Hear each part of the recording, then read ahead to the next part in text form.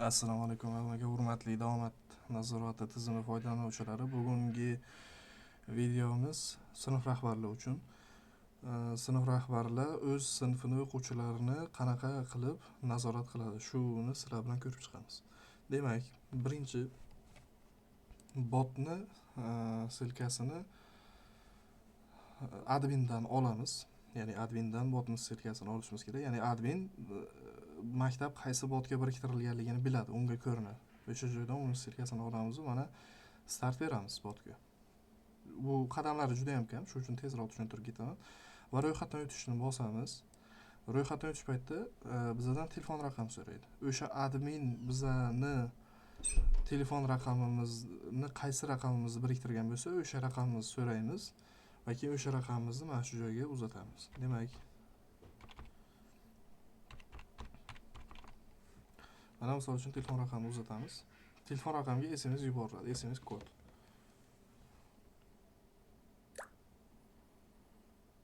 Va o'sha SMS kodni kiritib tasdiqlaymiz.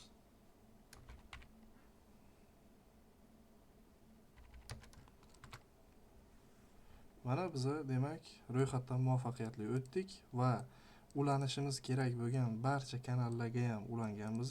Mana. Demak, endi qiladigan ishimiz bizani tarbiyachi sifatida ham qabul qiladi, chunki biza bir vaqtda ham sinf rahbari sifatida, ham farzandlaringiz daomatini kuzatuvchi tarbiyachi sifatida ish yuritishingiz mumkin. Ya'ni sinf raisizni ham nazorat qilaverasiz. Farzandlaringiz misol uchun G'ijduvon tumanidagi qaysidir maktablarda o'qisa va ular tomonidan sizning raqamingiz ularning adminlari tomonidan kiritilgan bo'lsa, ularni ham bemalol kuzatsangiz bo'ladi. Masalan, mana bu 3 ta o'quvchi sizning farzandingiz sifatida kiritilgan. Va oldida X tursa, shuni tushuningki, demak siz unga to'lov qilmagansiz, obuna qilmagansiz. Yani. Demak, sinf rahbari bo'limiga o'tamiz. Mana sizning o'quvchilar chiqib kelyapti. Demak, sinfingiz 10B, bugungi daomat 34. 34 kishi kelishi kerak, ya'ni bugun ta'til emas, 34 tasi uchun ham dars kuni va sababli ham birortasi javob olmagan va 0 kishi kelgan, ya'ni umuman hech kim kelmagan. Endi bu sinov maktabi uchun shunaqa. Sizda mana shu joyda daomatni ko'rib tursangiz bo'ladi va eng muhim holati ham shu, ya'ni sinfingiz daomatini sinfingizga kirmasdan turib original holatda ko'rishingiz mumkin.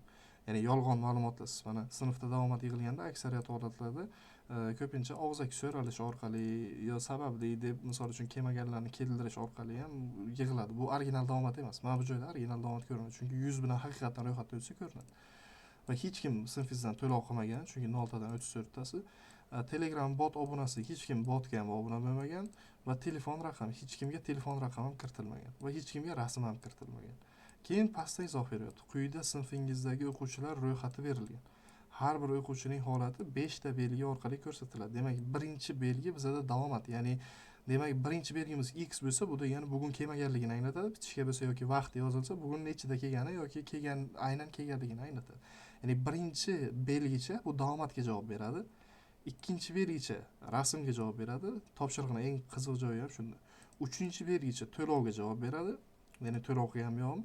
To'rtinchi belgicha telefonga javob beradi. Ya'ni telefon raqam kiritilganmi yo'qmi? Beshinchi belgicha botga ota-onasi obuna bo'lib kuzatyaptimi yo'qmi, o'shani anglatadi.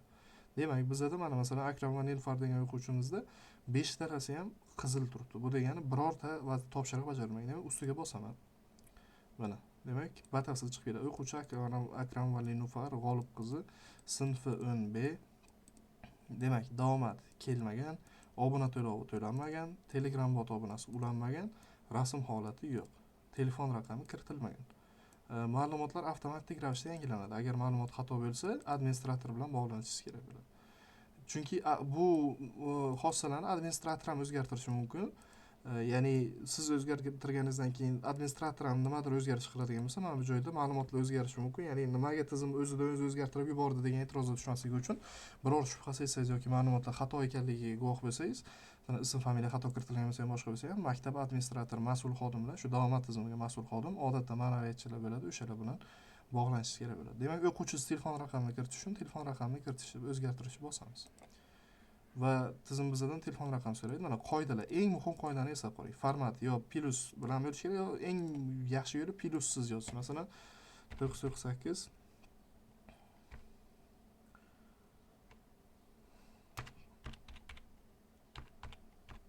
mana shu ko'rinishda yozib uzatdim. telefon raqam muvaffaqiyatli o'zgartirildi. Endi profiliga qaytib qarasak, mana e'tibor beramiz. Telefon raqam muvaffaqiyatli o'zgartirilgan va mana bitish kabi holatiga o'tdi, ya'ni bajarildi holatiga o'tdi.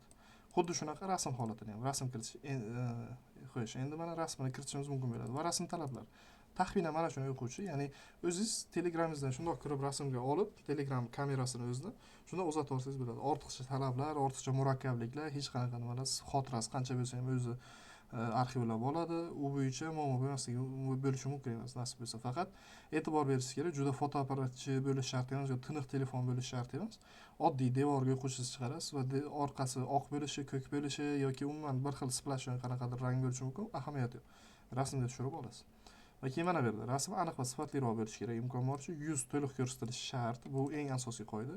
Ya'ni yuz qismi to'liq ko'rsatilishi kerak. Mana e'tibor bergan bo'lsangiz.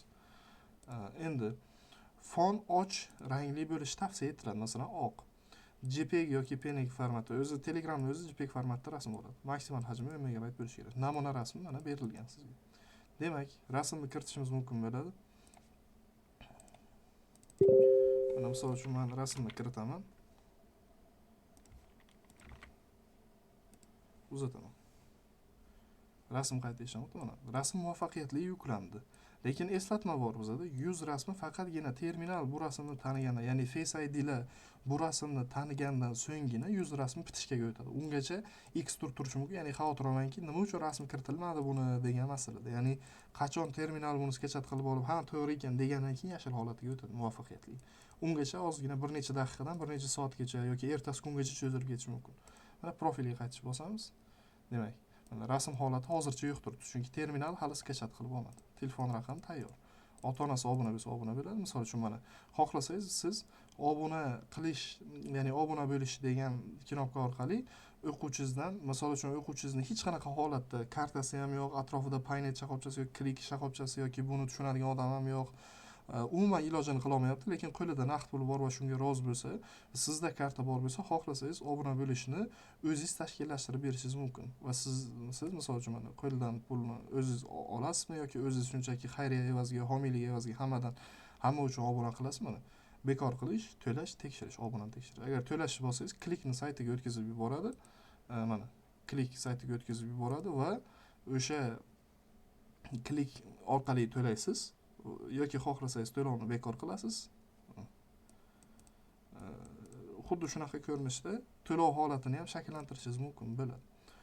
Va siz mana shu ro'yxat orqali, mana misol uchun orqaga qaytsangiz, mana bitta o'quvchingiz, mana 4-inchisi nima edi? Bizda telefon raqami edi. Telefon raqami kiritilgan holatga o'tib qoldi. Xuddi ana shunaqa qilib o'quvchilaringizni kunlik holatini nazorat qilib borsangiz bo'ladi va juda ham tushunarli. Menimcha ortiqcha savollar bo'lishi mumkin emas. Agar savollar bo'ladigan bo'lsa, bemalol guruhda murojaat qilishingiz mumkin bo'ladi. E'tiboringiz uchun rahmat.